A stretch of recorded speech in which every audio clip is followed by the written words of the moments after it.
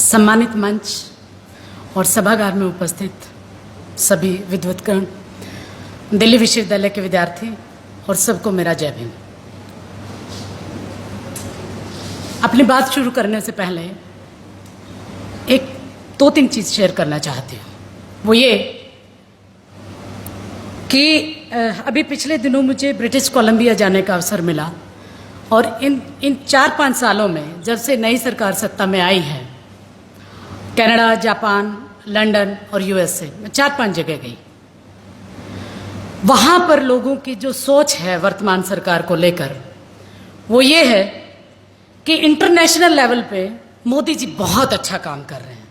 मुझे एक भी व्यक्ति ऐसा नहीं मिला जिसने जरा सी आलोचना करना भी उचित समझा हो। प्राइवेटाइजेशन उनके फिट बैठता है और एफडीआई तो पहले ही हमारी सरकार ने, उससे पहले की सरकार शुरू कर चुकी थी। तमाम जितने भी लोगों से मेरी मुलाकात हुई सबने ये कहा बहुत अच्छा कर रहा है। ये मैं आपको बताना इसलिए चाहती हूँ कि आज जिस तरीके का मीडिया, स्ट्रीम मीडिया, जो मुद्दों को छोड़कर जो पूरे वैश्विक स्तर पे जो चर्चा में है वो पॉजिटिवनेस दिखाई देती है। और मुझे कहने में ये गुरेज नहीं कि जो बाहर जो लोग देखते हैं, पढ़ते हैं, सुनते हैं, वो लोग हैं जो मेन स्ट्रीम के मीडिया को ज़्यादा देखते हैं और उससे एक ऐसी इमेज वर्तमान सरकार की बन चुकी है जिससे उनको ये लगता है कि भारत में सब कुछ ठीक है, सबका विकास है, सबका साथ है। एक छोटा सा उदाहरण अभी मैं 2 दिन पहले का बताती हूँ। आपको याद होगा, अभी शर्मा जी जब बोल रहे थे उन्होंने भी जिक्र किया दलित मुद्दों का। मैं भी एकदम करंट का ही 2-3 मिनट में बात करने की कोशिश करूंगी। तमिलनाडु में स्कूल में बच्चों को बैंड पहनाए गए ताकि उनका आइडेंटिफिकेशन अच्छे से किया जा सके। नंबर 2, कर्नाटका में बीजेपी के ही एमएलए को मंदिर में घुसने नहीं दिया। नंबर 3 जिसकी मैं चर्चा करना चाहती हूँ वो ये कि अभी इंडिया हेड पे ट्यूसडे को मुझे पैनल में बोलने का अवसर मिला। वहाँ पर जो मेरे साथी थे बीजेपी के, वो ये कोशिश में थे कि वो ये बता पाए पूरी पब्लिक को कि देश में सबका साथ है और सबका विकास है। मैंने उनसे एकदम तुरंत बाद ये जवाब दिया कि सबका साथ, सबका विकास, लेकिन दलितों का विनाश। यही वजह है कि आप नेगेटिव चीज को भी, जो एक माइंडसेट जो डेवलप होता जा रहा है, जिसका उदाहरण है हमारे सामने। हम जानते हैं राष्ट्रपति जी को भी मंदिर में घुसने नहीं दिया था। हम जानते हैं कि अभी बीजेपी के खुद के एमएलए के साथ ये व्यवहार है। हम ये बहुत अच्छी तरह जानते हैं कि लोकसभा के अध्यक्ष जो सीधा कहते हैं कि ब्राह्मण ही सारी चीजों का जनक है, तो सारी की सारी जमात को, सारे के सारे भारत की जनता को वो डिग्रेड करते हैं। जब आप जाति का ग्लोरिफिकेशन करना शुरू कर देते हैं, बात वहीं से शुरू होती है। और आपको जानकर हैरानी होगी कि उन लोगों ने मेरे को देख के संस्कृत में बोलना शुरू कर दिया। लेकिन प्रॉब्लम ये थी कि उनको ये पता नहीं था कि मुझे संस्कृत भी आती है। और मैं ये बता दूं कि मैं संस्कृत डॉक्टरेट जेएनयू से हूं, जहां का अभी आपने जिक्र किया। मेरे ही विश्वविद्यालय के हैं नजीब जी, जिनका आज तक कोई अता पता नहीं। ऐसे कितने नजीब हैं जिनको गायब कर दिया? क्या रोहित वेमुला के जाने के बाद जो इंस्टीट्यूशनल मर्डर था, ऐसा कोई एक्ट बना पाए हम लोग जिसका एक लार्ज स्केल पे प्रभाव पड़ता? हम जानते हैं कि यूनिवर्सिटीज को डैमेज किया जा रहा है, एक तरफ से लिया जा रहा है तो दूसरी तरफ दे दिया जा रहा है। अभी करंट में एलआईसी को जितना पैसा था उसका लेके और कॉर्पोरेट को दे दिया गया। आम आदमी जो अपने बच्चों के रोजी रोटी से खर्चा निकाल के एलआईसी तक लेके जाता है, उनका क्या हाल होगा? इसका मतलब मैं कहना बस इतना ही चाहती थी कि एक इमेज ऐसी डेवलप की गई है जो पूरे माइंडसेट को आधार में लेकर चलती है। लेकिन उनसे जब भी आप चर्चा करेंगे, वो चर्चा इतनी भयानक तरीके की होगी कि आप आवाज भी अगर उठाएंगे तो राष्ट्र विरोधी उस जमात में शामिल होंगे राष्ट्र विरोधी। मेरा बिल्कुल उनसे कोई किसी तरह का भाईचारा नहीं है। हम भी उतने ही विरोध करते हैं जितने दूसरे लोग करते हैं। लेकिन इसका मतलब कतई नहीं कि आप अपनी जवानी बंद कर दें। मैंने जैसे ही स्मृति ईरानी का उदाहरण लिया कि स्मृति ईरानी का अभी 2 दिन पहले बयान आया है, उन्होंने कहा है कि हिंदुओं और दलितों की हालत कश्मीर में बहुत खराब थी, इसलिए उन्होंने ये 370 का मुद्दा लेके आए। मैंने सिर्फ इतनी सी कोर्ट की बात, मैं सिर्फ ये बताना चाहती थी कि आप खुद स्वीकार करते हैं कि हिंदू दलित नहीं है। अगर आप हिंदुओं को, सारे दलितों को एक जैसा मानते तो जब रविदास मंदिर तोड़ा गया कितने गैर दलितों ने आकर उसका समर्थन किया, तब आपका हिंदूवाद कहाँ जाता है?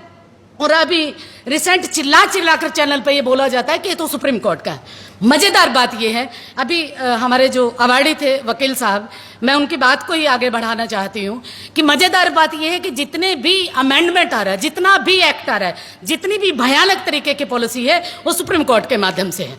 चाहे वह रिजर्वेशन का मामला हो, यूनिवर्सिटीज में रोस्टर के माध्यम से, कान यहां से पकड़ने के बजाय नीचे से पकड़ा, क्योंकि सब जानते हैं रिजर्वेशन का अगर हम विरोध करेंगे, सरकार मतलब आम आदमी को बहुत अच्छी तरह समझ आती है कि रिजर्वेशन को खत्म करने की बात चल रही है, लेकिन रिजर्वेशन शब्द न यूज करके आप रोस्टर का मुद्दा उछालिए। जो पढ़े लिखे आदमी को भी सोचने में, थोड़ा ठहर के सोचने में पता लगता है कि रिजर्वेशन का विरोध करते हैं। दूसरी चीज SC/ST एट्रोसिटी एक्ट, वो सुप्रीम कोर्ट के माध्यम से आया। तीसरी चीज अभी रविदास टेम्पल का डिमोलिशन, अभी कोर्ट ने साफ साफ ये माना कि जब उनके कोर्ट में जब हम लोग पहुंचे, हमारे सीनियर दारापुरी जी हैं, आपको पता होगा सर, आप मेरी बात से सहमत भी हो सकते हैं, कोर्ट ने साफ साफ शब्दों में ये कहा, हमने ये तो कहा ही नहीं कि मंदिर को खत्म कर दिया जाए, हमने तो ये कहा था कि जितनी भी अवैध कॉलोनियां हैं उनको हटाया जाए, वहां मंदिर का मुद्दा ही नहीं आता। दूसरी चीज 1991 का एक्ट है कि जितनी भी रिलीजियस प्लेसेज हैं आप उनको डिमोलिश कर ही नहीं सकते। तो सरकार सोची समझी साजिश के तहत जो एक आवाज बनने नहीं देना चाहती, मैं बस इतना कहना चाहती हूँ, चाहे महिलाओं की आवाज हो, चाहे दलितों की आवाज हो, चाहे अल्पसंख्यक की आवाज हो, चाहे हमारे जितना भी हमारा भाईचारा है समाज में, जितने भी हमारे समुदाय हैं, समूह हैं, उनको बांट के रखा जाए, उनकी आवाज को एक ना होने दिया जाए। और वो इनको अंदेशा है सोशल मीडिया।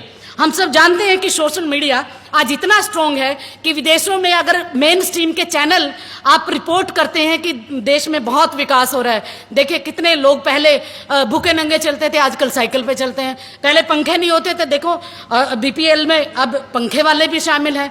तो ये जो एक नैरेटिव क्रिएट किया जा रहा है सोच समझ के, उसको सोशल मीडिया ही तोड़ेगा। और ये अंदेशा है जो सर ने बता ही दिया, अभी एक्सप्रेस न्यूज वाले थे जो उन्होंने बताया, स्वराज एक्सप्रेस वाले, कि अब इसके ऊपर भी बहुत बड़ी गाज आने वाली है, हम लोगों का भी नंबर आने वाला है। हम लोग जो यूनिवर्सिटीज में जो पढ़ा रहे हैं, अपने आप को ये समझते थे कि हम 30 मार्क का है, हम कुछ भी बोल कुछ भी सुन सकते हैं। खैर मैं सर की बात को कोट करते हुए कहूंगी कि डरपोक वो लोग हैं जो हमारी छानबीन करते हैं, लेकिन वो डरपोक इसलिए भी हैं, आप जाति के सवाल पर बात करते हैं, लेकिन मोहन भागवत जी अपनी जाति नहीं बताते कि वो आए कहां थे, उनके पूर्वज हैं कहां के। आखिर आप बातें करनी है तो करिए ना, फिर हम भी तैयार हैं। आप आरक्षण की समीक्षा करना चाहते हैं, हम भी तैयार हैं, टेबल पे तो आइए। या आप सिर्फ धमकाने की नीति पर विश्वास करते हैं? मैं सिर्फ लास्ट लाइन में एक कविता के माध्यम से अपनी बात समाप्त करना चाहूंगी, माफ करूंगी, मैं 2 मिनट से ज्यादा ले लिया। असल में पेशे से टीचर हूं तो 2 मिनट में बात मैं कर भी नहीं सकती थी। हम चीखेंगे, हम चीखेंगे जब जब शिक्षण संस्थाओं का दरवाजा बंद होगा। हम चीखेंगे जब तक शिक्षण संस्थाओं का दरवाजा बंद होगा। हम चीखेंगे जब जब न्याय का हनन होगा। हम चीखेंगे जब जब न्याय का हनन होगा। हम चीखेंगे जब जब हमारे अधिकारों को छीना जाएगा। हम चीखेंगे जब जब हमें अपनी जड़ों से बेदखल किया जाएगा।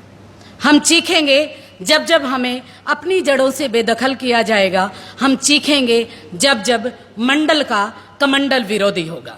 हम चीखेंगे जब जब मंडल का कमंडल विरोधी होगा। हम चीखेंगे जब जब कोई गटर में दफन होगा। हम चीखेंगे जब जब कोई गटर में दफन होगा। जब जब हमारी बेटियों के साथ छल होगा, हम चीखेंगे। हम चीखेंगे जब जब हमारी बेटियों के साथ छल होगा। हम चीखेंगे जब जब गुनाहगारों को बख्शा जाएगा। हम चीखेंगे जब जब गुनाहगारों को बख्शा जाएगा। हम चीखेंगे जब जब न्याय नहीं फैसला होगा। हम चीखेंगे जब जब न्याय नहीं फैसला होगा। हम चीखेंगे जब जब आरक्षण के साथ खिलवाड़ होगा। हम चीखेंगे जब जब आरक्षण के साथ खिलवाड़ होगा। हम चीखेंगे जब जब संविधान का उल्लंघन होगा।